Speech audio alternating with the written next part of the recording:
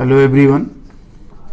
आज नीट के इस सीरीज़ में हम पहले लेक्चर में डिस्कस करेंगे फिजिकल क्वांटिटीज़ के about. What do you mean by physical quantities? Physical quantity से आप क्या समझते हैं? The factor in terms of which laws of physics are written are called physical quantities. जिनके टर्म्स में हम फिजिक्स के लॉज को लिखते हैं उन्हीं को फिजिकल क्वांटिटीज कहा जाता है। जैसे एग्जाम्पल के लिए अगर हम कहें एरिया ऑफ रेक्टेंगल, तो area of rectangle equal to length into width. तो यहाँ एरिया, लेंथ और विड्थ ये फिजिकल क्वांटिटीज हैं। हम अगर कह दें v equal to U plus A T, तो v, u, a और t ये फिजिकल क्वांटिटीज हैं। जिनके टर्म्स में हम फिजिक्स के लॉज की स्टडी करेंगे उन्हीं को कहा जाता है फिजिकल क्वांटिटीज। अगर हम एग्जाम्पल की बात करें, बहुत ढेर सारी फिजिकल क्वांटिटीज हैं। शायद सभी फिजिकल क्वांटिटीज का मेंशन इस लेक्चर में पॉसिबल ही नहीं होगा, लेकिन देखें कुछ एग्जांपल्स जैसे mass, length, time, electric current, temperature, luminous intensity, quantity of matter, speed, velocity, acceleration, force, pressure. बहुत ढेर सारी फिजिकल क्वांटिटीज हैं जिन्हें आप फिजिक्स में स्टडी करेंगे। अब इतनी बड़ी संख्या में फिजिकल क्वांटिटीज हैं तो इंडिविजुअली अगर हम एक एक के बारे में स्टडी करेंगे, सब कुछ जानने की कोशिश करेंगे तो बहुत लेंदी होगा। तो इसलिए फिजिकल क्वांटिटीज को 3 पार्ट्स में डिवाइड किया गया। वो 3 पार्ट्स कौन हैं? एक तो फंडामेंटल क्वांटिटीज जिन्हें बेस क्वांटिटीज भी कहते हैं, दूसरा ड्राइव्ड क्वांटिटीज और तीसरा सप्लीमेंट्री क्वांटिटीज। ये 3 पार्ट्स में फिजिकल क्वांटिटीज को डिवाइड किया गया। अब इसमें से फर्स्ट टाइप को देखते हैं, फंडामेंटल क्वांटिटीज या बेस क्वांटिटीज।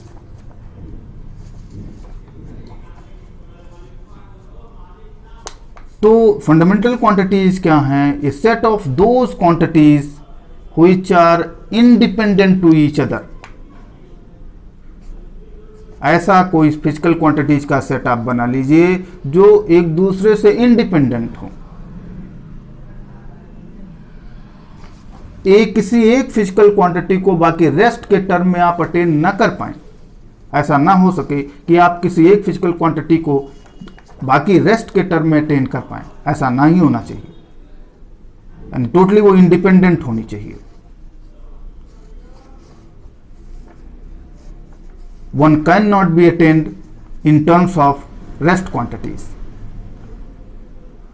तो ऐसे सेट को ही बेस क्वांटिटीज या फिर फंडामेंटल क्वांटिटीज कहा जाएगा।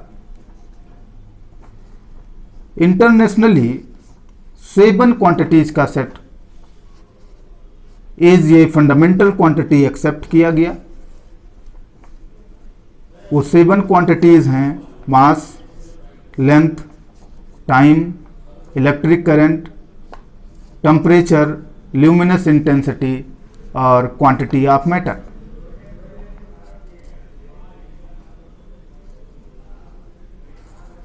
आप इनमें से किसी एक क्वांटिटी को बाकी रेस्ट के टर्म्स में अटेन करने की कोशिश करें तो आप नहीं कर पाएंगे। इनमें खास बात यह है, any one quantity can not be attained in terms of rest 6 quantities.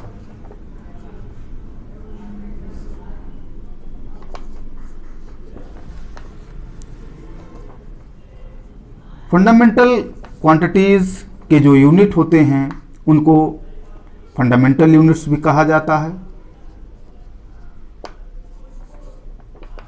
SI system में मास की यूनिट किलोग्राम, लेंथ की यूनिट मीटर, टाइम की यूनिट सेकंड, इलेक्ट्रिक करंट की यूनिट एम्पियर, टेम्परेचर की यूनिट केल्विन, ल्यूमिनस इंटेंसिटी की unit candela और quantity of matter की unit mole होती है।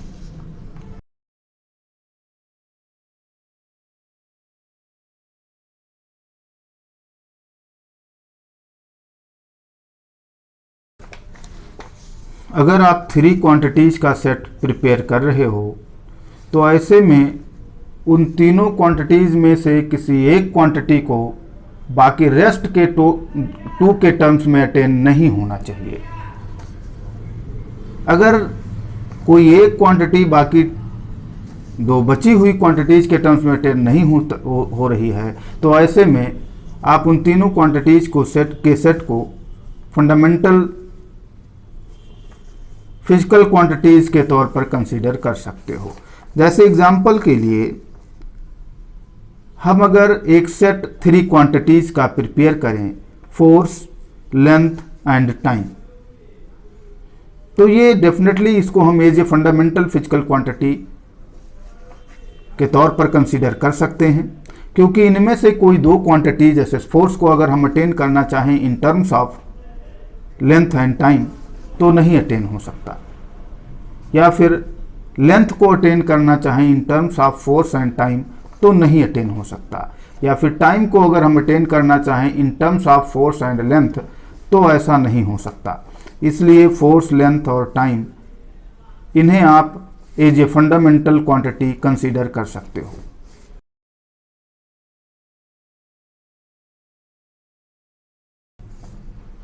ड्राइव्ड क्वांटिटीज,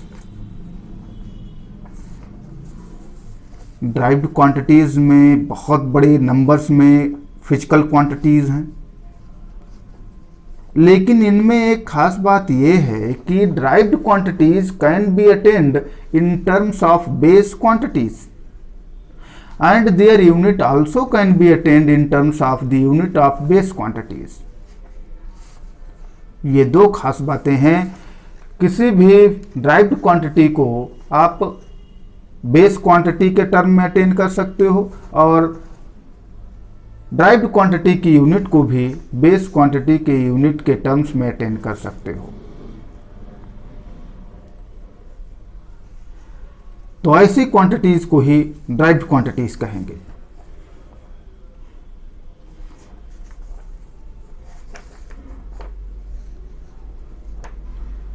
अब बहुत ढेर सारी क्वांटिटीज हैं ड्राइव्ड क्वांटिटीज में।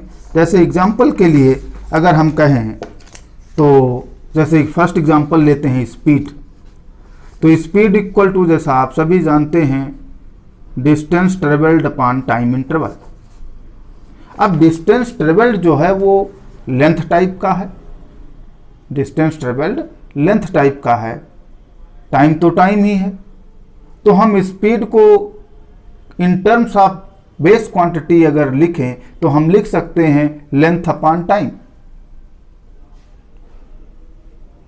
यानी जो स्पीड है वो बेस क्वांटिटी के टर्म्स में अटेन हो जा रहा है। अब इसकी यूनिट भी अटेन हो रही है या नहीं, तो लेंथ की यूनिट मीटर होती है और टाइम की यूनिट सेकंड होती है। तो स्पीड की unit of length upon unit of time, तो यह होगा मीटर पर सेकंड। तो यहां पर स्पीड की यूनिट भी अटेन हो जा रही in terms of the unit of base quantity.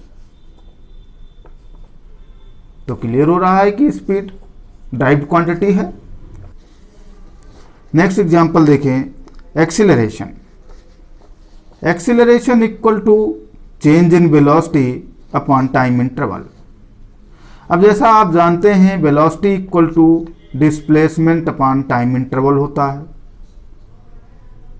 Displacement भी लेंथ टाइप है, तो आप वेलोसिटी को लिख सकते हो in terms of base quantity length upon time. और अब इस तरीके से एक्सीलरेशन जो होगा वो acceleration equal to length upon time, और इसका फिर से अपॉन होगा टाइम। तो acceleration equal to in terms of base quantity जो आएगा वो लेंथ अपॉन टाइम स्क्वायर आएगा। तो आप देख रहे हैं कि एक्सीलरेशन भी अटेन हो जा रहा है इन टर्म्स ऑफ बेस क्वांटिटी। अब एक्सीलरेशन की जो यूनिट होगी वो क्या होगी? तो आप जानते हैं लेंथ की यूनिट मीटर होती है और टाइम की यूनिट सेकंड होती है। तो एक्सीलरेशन की जो यूनिट आएगी वो मीटर पर सेकंड स्क्वायर आएगी। एक्सीलरेशन की भी यूनिट अटेन हो जा रही है इन terms of the unit of base quantity. तो आप कह सकते हो कि एक्सीलरेशन भी ड्राइव्ड क्वांटिटी है।